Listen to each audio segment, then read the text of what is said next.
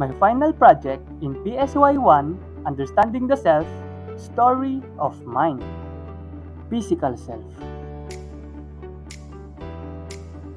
Your physical self-concept is what you know about your physical body. For example, you know that you have blue eyes, blonde hair, and that you're 5 foot tall. This is almost the same thing as knowing these details about other people since they are simply facts and not perceptions. My physical self. I grew up with a big body. It's not a joke to have a big body because except for making it hard to do other things, you also can't avoid the eyes of judgmental people. One day, I tried to change myself from fat to fit, but then I realized that even if you are fat or fit, they can still say something bad about you. Then that day, I started to accept myself, and from now on, I'm not going to be affected by what others say about me. In these facets, I learned that no matter what your body is, fat or thin, white or dark, it's alright as long as you're happy and content with yourself. Political self. Political self is often defined by citizenship. It organizes one's beliefs, attitudes, and affiliations and aids the processing of politically relevant information. It constitutes knowledge about the Constitution, government, and governance. Also, it exemplifies the ideals and aspirations of the people, embodies the rules and principles of the states, and determines the status and power of the people. My political self. I am a Filipino raised as a Christian and serving God. I have many traditions that our families have grown up doing. For example, the honoring signs. It is a symbol of honoring the elderly. Also, we have many traditions that we follow and are accustomed to. I realize in these facets that we do not all have the same traditions or cultures in life, so we should respect every tradition or culture of others. Material self. According to William James, it pertains to the object, places, or even people which have the label mind, such as possessions are viewed as extensions of individuals' identities. For example, your clothes reflect certain aspects of your personality, and you designated them as my wardrobe, my material self. When we were in junior high school, my friends and I loved playing Rubik's Cube, and from that, I started to collect a different variety of puzzles. It feels good when I see my collections. Now, I have more than 20 kinds of puzzles in my collection. In these facets, I learned that we have different passions in life. We should respect the interests of others, especially if it makes them happy.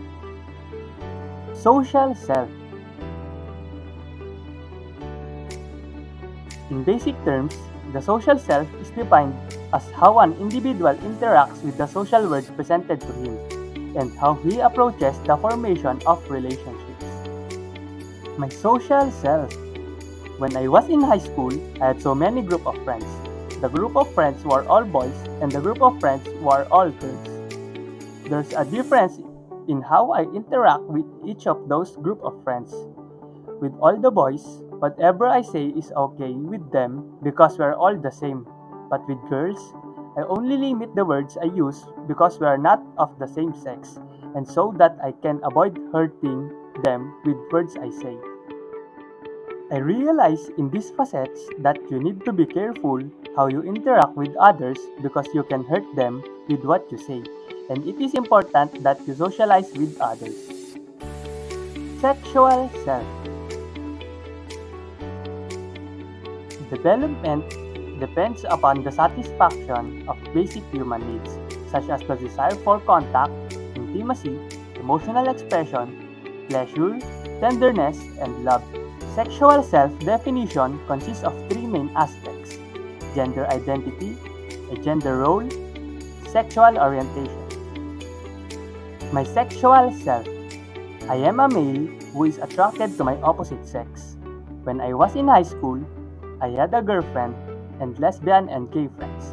For me, it's okay to have lesbian or gay friend As long as they respect me for who I am, I will also respect them for who they are. In these facets, I learned that you should not respect someone based on their gender or identity because we are all equal in the eyes of the Lord. Spiritual self. The part of us that transcends the human species, which is human and physical, is, therefore, more spiritual in nature. The spiritual ego of every man is neither completely happy nor perfect, but if he possessed happiness and perfection, it would manifest himself equally in every man. Our spiritual self will, therefore, seek to acquire happiness by realizing life experiences through the various vehicles attached to it, the physical, mental, and emotional bodies. My spiritual self. Back then, I rarely go to church, but during this pandemic, my friend invited me to go to church. Since then, my friend has influenced me. Now, I always go to church every Sunday with my friends, and I always pray every night. In these facets, I realized that it is beneficial to have an active spiritual life and good spiritual behavior for ourselves in order to grow closer to God and have peace with Him. Digital self. The digital self is the persona you use when you're online. Some people maintain one or more online identifiers that are distinct from their real-world selves. Others have a single online self that's more or less the same as the one they inhabit in the real world. My digital self. I have many social media accounts such as Twitter, Instagram, Facebook, and Discord. But don't judge me based on my social media accounts because there's a big difference between me on social media and me in real life. In these facets, I learned that you should not judge a person based on their social media accounts because not everything you see on the internet is true. That's all. Thanks for watching.